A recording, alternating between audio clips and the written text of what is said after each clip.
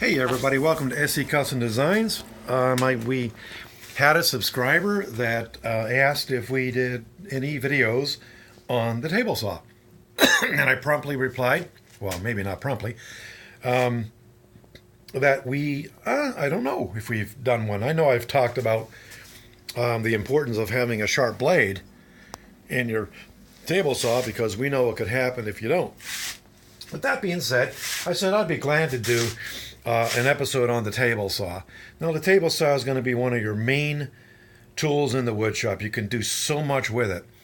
But as you begin to expand and you have the ability of having other tools, as we scan around the shop, that do the cutting for us, then it determines, well, what's the best tool, the most efficient process. But we're going to focus on the table saw. Welcome to SE Custom Designs. I want to thank you for watching this video. If you found us by a search or otherwise, we'd ask you, if you don't mind, subscribe to our channel. We have a lot of fun in the wood shop. We are SE Custom Designs. You may recognize this older one sign. We've now upgraded our sign over there. You can look that episode up on how to make this sign. So essentially, I went over to our channel and I did find a video called SE Custom Designs Outfeed Tables. And so you can see I have basically a hodgepodge of types of units that are helping me to cut this piece of luan. Now, that being said, my friends, that table saw used to be here in that video, like right there. And I would have to move things out of the way. Actually didn't own that at the time. But clean up the bench, which is 16 feet long, by the way. And really, I had barely had enough room when I'm cutting between my furnace and that sort of thing. Actually, this clamp system here wasn't there as well. Okay, so that being said, let's go ahead and show you what I used to have to do with my table saw. And trust me, we're going to get around to the table saw.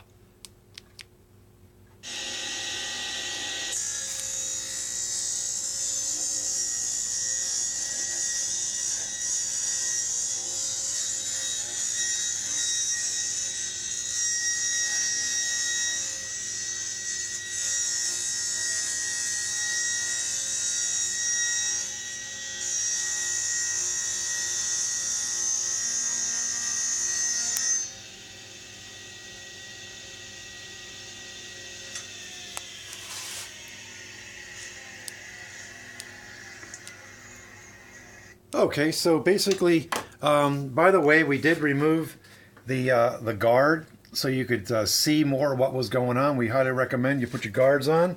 If you look around my shop, you see guards that are missing. That's because I was doing a video or something like this, and I needed this guard is on. So just know you need to do that. Safety is very important. All right, so the table saw now, it has a new place. It lives here. I used to. It is a Contractor. Let's talk about his table saw real quick here. We're not going to get into tremendous details about it, but this is a Contractor Delta 10-inch. Okay, so it's meant to be thrown in the back of a truck, taken to the job site, and it's built rugged so that you could take it in and out of these types of places. Well, so happens this is my main table saw down in my wood shop here at SE Custom Designs, and let me tell you, I was all kinds of excited when we first got that table saw. Before that, I had a sawsmith, which is now out of business with the table saws that I know of. So there you go. We're going to talk about this. One day, I decided to do a reorg. Okay, I did a reorg. I thought, where do I have to have these types of things? Let me just cut this off because I don't want any infringements to happen here while you're seeing things that you shouldn't see. So, at any rate, I decided that I need to move my tools around. Now, I have more tools since that video, my friends. So I have 4 more tools. 2 of them are over there, a jointer, another drill press. We have another radial arm saw, and tucked back behind here is a really old Sears and Roebuck amazing table saw there. That's a beast, my friends. So there you go. So now let me show you what I did. I figured out that I could take this table saw, put it about there, just in front of that that area of that bench, okay? And I can take a 4x8 sheet and run it across, okay? Right across there. And if you're blessed to have a bigger shop, well, great. That's awesome for you. Some of our my subscribers are in the UK. They have this much space. I mean, literally like a 8 by 8 by 11. That's not a lot of space, but they do. So some of y'all are working in your garages. You're actually going to have more room if you have a double bay, for sure, to be able to move that table saw around and make those rips. So here's what I did, my friends. Once I positioned it, I outlined it. Looks like somebody died there, my friends. Now this here is where I decided is the best place to put the table saw. Looks like I did it 7/4/18. So not that long ago. All right, so let's start talking about the table saw. What I did is I put some things on top of the table saw. I'm going to mount my camera on this lovely thing. This is what I put my phone on. I just have a Google phone. That's how I do my videos. And I do them live. I don't do much rehearsing. So you might be saying, no kidding. So, hey, you got to have a sense of humor, right? So here we go. Let's try to put you up one more, maybe. Get that angle. That seems like that's a better angle. And I'm going to go ahead and turn on my LEDs. Look up the video on the Husky LEDs. What a game changer it is having those types of lights. Oh, the cat is coming down. I call the cat Git. Its real name, Git, is Frederick. Git. Meow. Meow. Say hi to the peoples. Say hi to our subscribers. Wow. Well, he's just around the corner there. Maybe he'll come down. Git. Wow. Meow. All of our cats have been rescue cats. And my daughter Abby's the one who's been finding a lot of them. Meow. Now listen, I got to do a show here. Are you going to come down and say hi? Wow. Okay, so here it is. There's our Contractor table saw. First thing I want to talk about with table saws. So, do you mind? Is somebody said, one of my subscribers said, just a day today, this, what are we, February 4th, I'm going to buy a table saw. Have you done a video on your table saw? Well, I'm doing one now. I'm not going to say you should get this brand or that brand. To me, it's all about what you can afford, what's not going to break the bank. And so this Contractor is from Lowe's.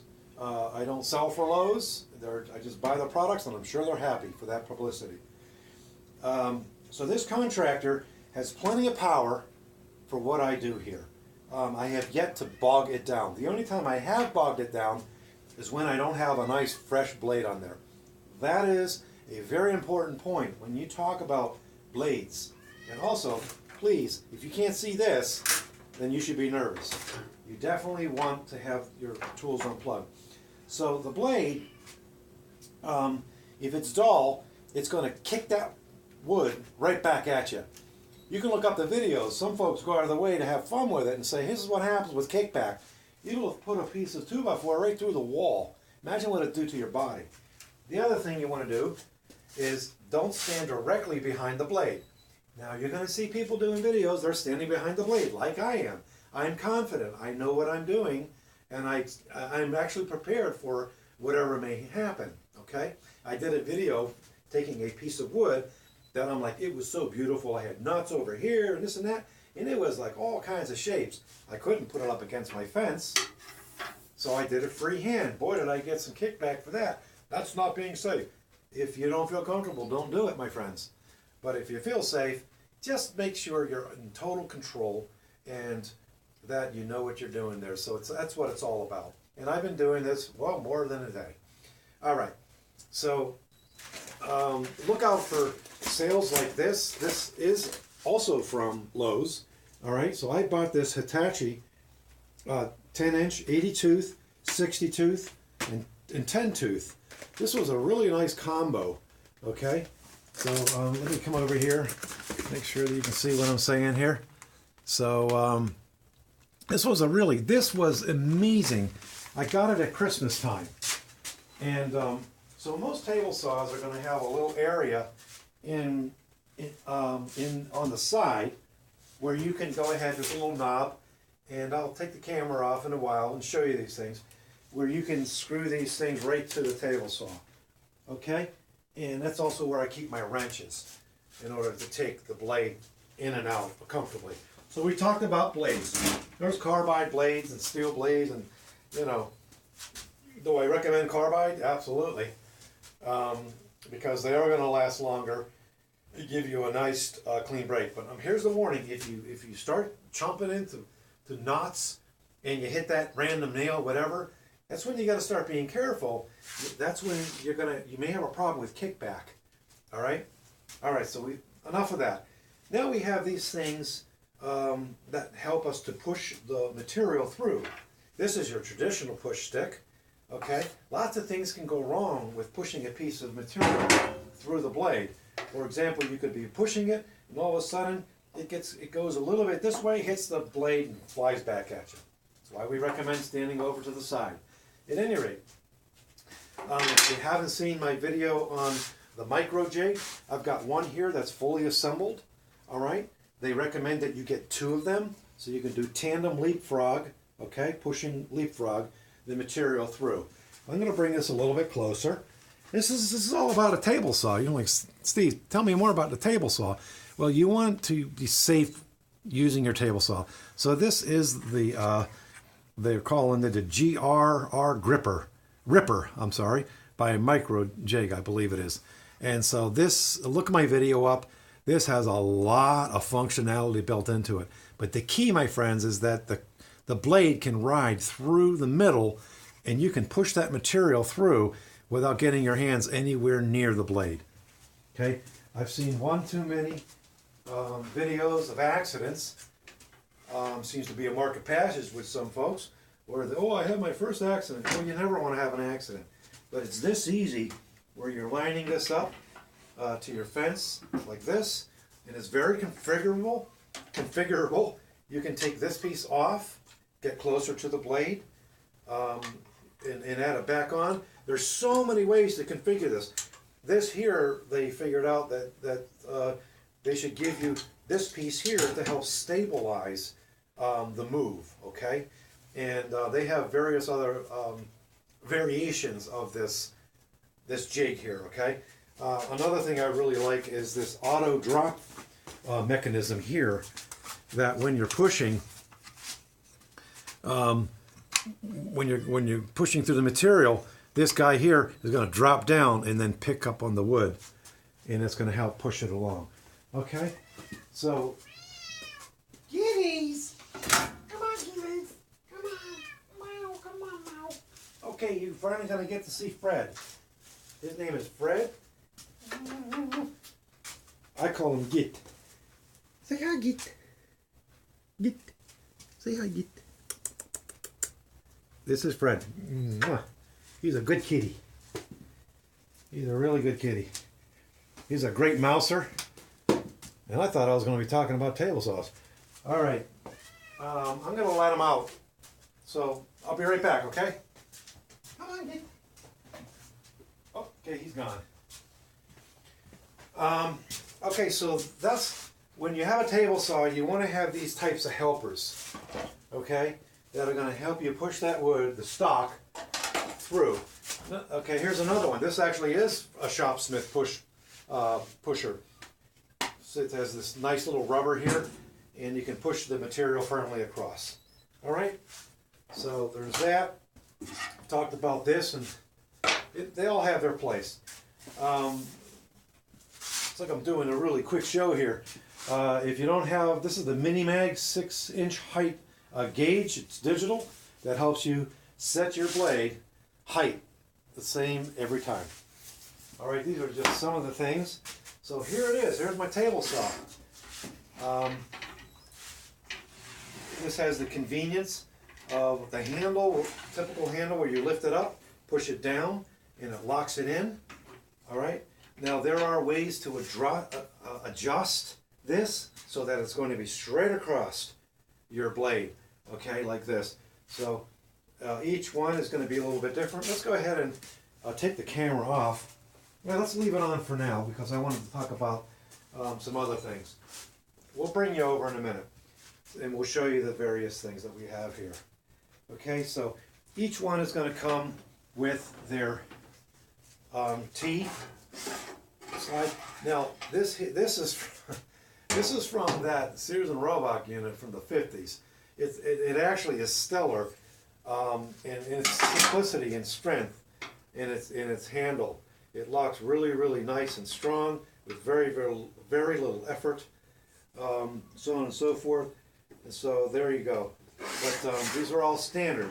What I did is I outfitted the one that came with my Delta with this assist. Now this one here has a little washer in there, and it's going to. These are some of the things that you might want to think about when you're buying your table saw. Now it basically stays in there, not going side to side, and there you go. But I put this auxiliary block on here. That's going to help me get a little bit more stability as I'm pushing things along. There are a myriad of jigs that you can get to put onto your T, so on and so forth. Just reminded myself, we have this unit here. I'll be right back, folks. Don't go anywhere. Okay. All right. This is a tapering jig. All right, it's a tapering jig. And this cost me all of $22, okay? Boy, does it pay for itself. This is wonderful. This is specifically made for the table saw. And what you're going to do is remove this, and you're going to set this right here, okay?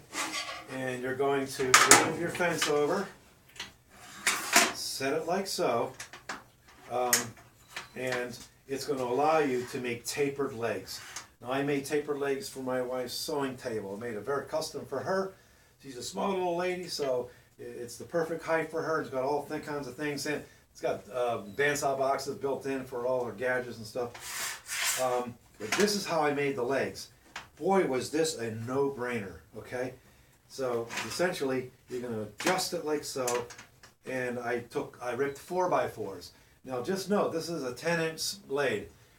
You have just enough room to get through a 4x4, okay? So don't think you're going to rip through 10 inches of stock with a 10-inch blade.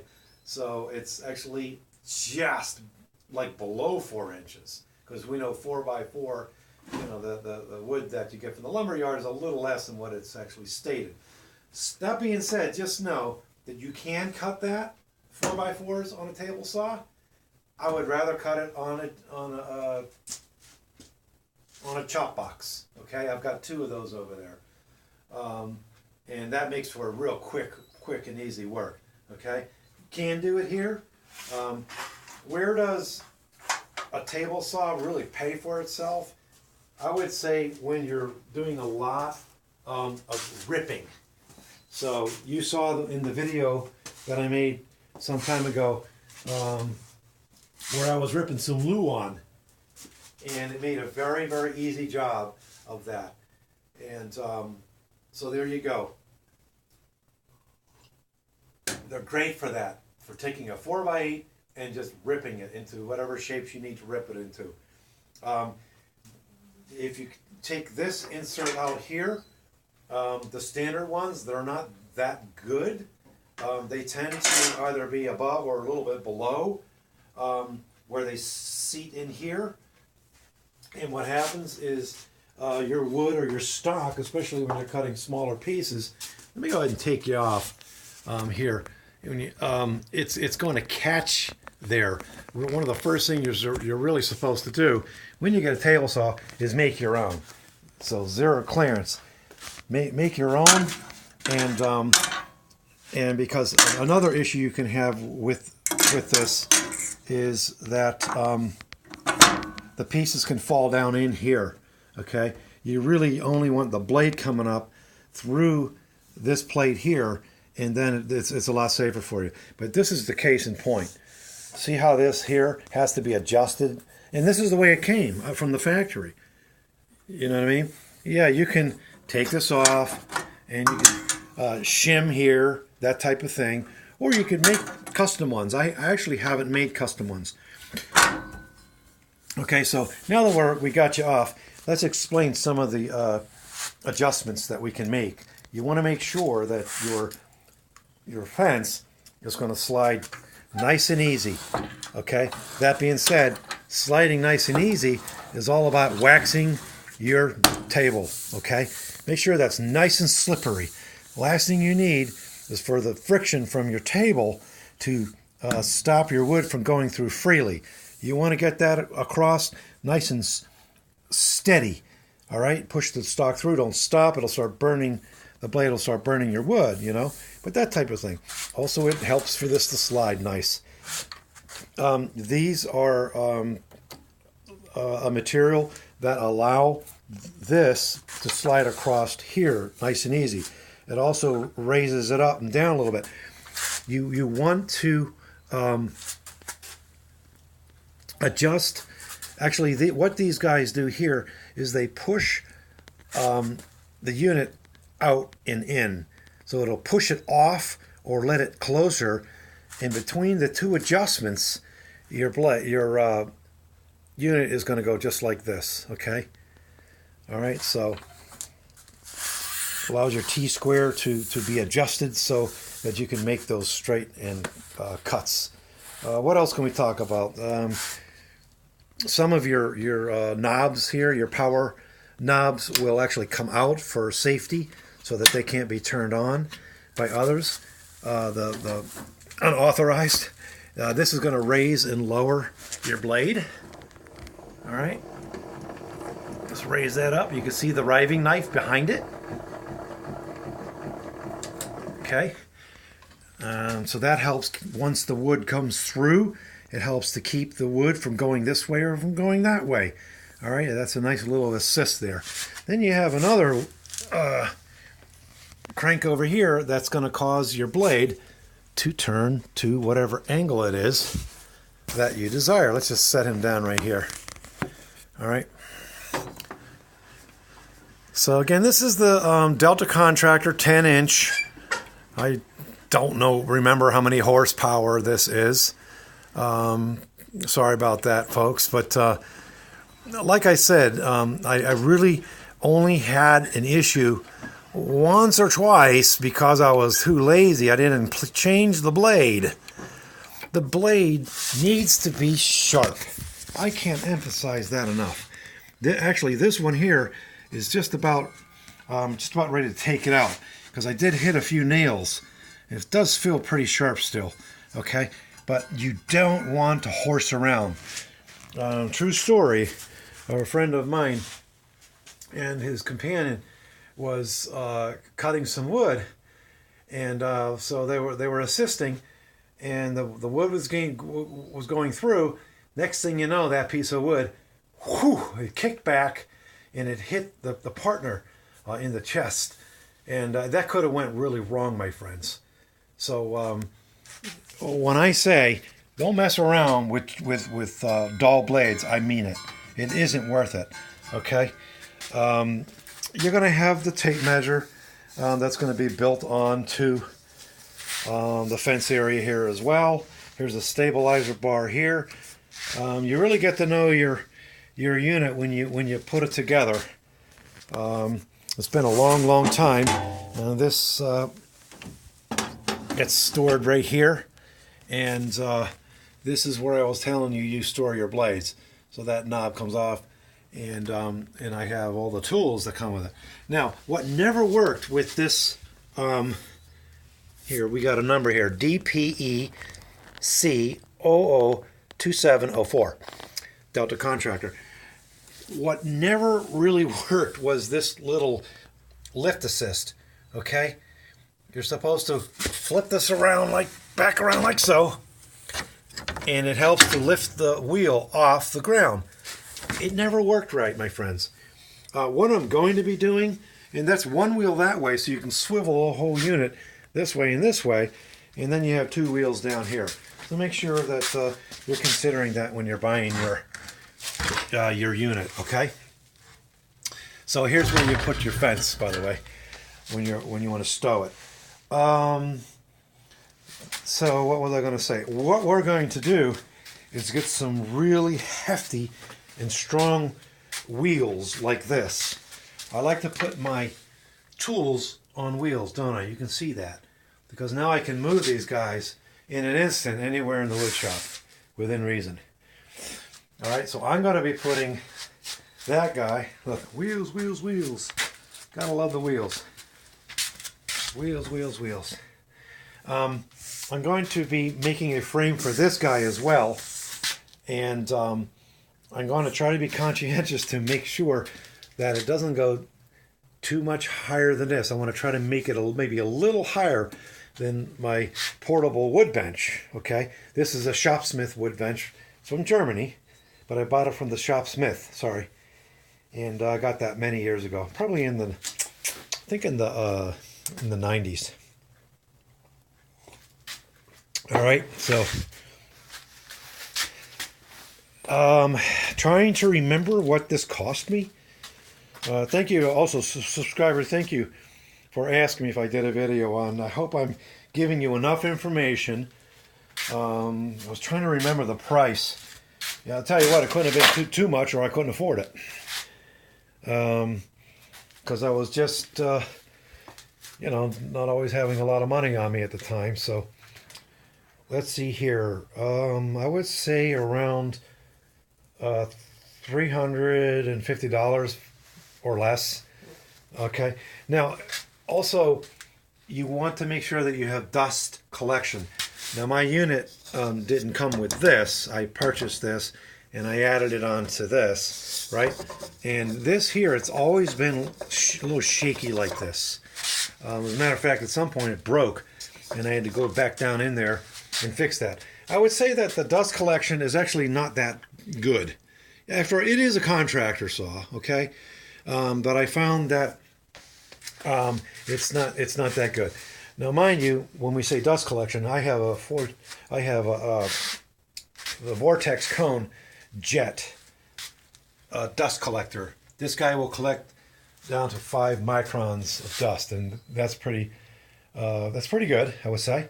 So he is also on wheels by design. That's how they have this unit designed. So I can move him around the shop and connect him to dust collection.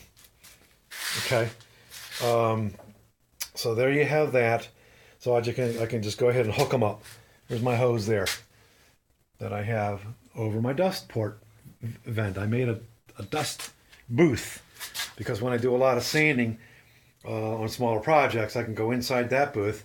I have an LED light up in there, lights it up like there's no tomorrow. Makes it really, really bright in there. So at any rate, I divert a little bit. What else can we say about the table saw? Obviously, the more money you have, the better table saw that you can get.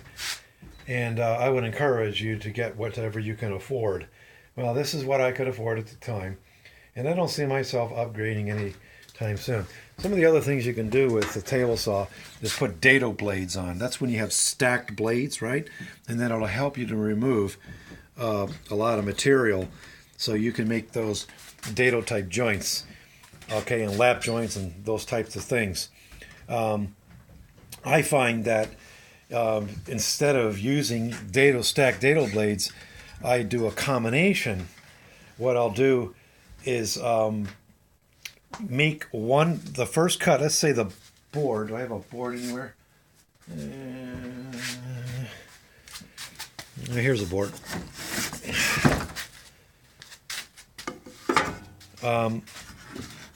Let's just say I need to remove this material here like this. And there's a line there, kind of lined up there. So what I'll do is I'll lower the blade down. I'll take whatever material it is that I need to remove, okay? And instead of removing the material with the dado blade either on the table saw or on a regular arm saw, okay, I would say that would be more efficient than doing it here. You can't see what you're taking away here, going back and forth like this. Here you can see it. Okay, I would cut down to wherever you got to cut, go over to your jigsaw, go over to your bandsaw, okay, and then make that cut this way. Okay, done. That's just what you do. If you don't have those other tools, then well, there you go. There's so many ways to do the same thing. So, but with the table saw, I would say its main purpose is taking 4x8s and large pieces and being able to rip them into the shapes that you need. Again, dadoing is cool. All right, I want to mount the camera one more time, and then I'm going to let you go because I want to show you a very important unit that you need to consider making for your table saw. Okay. For some reason, I'm having a hard time. Sorry about that, folks.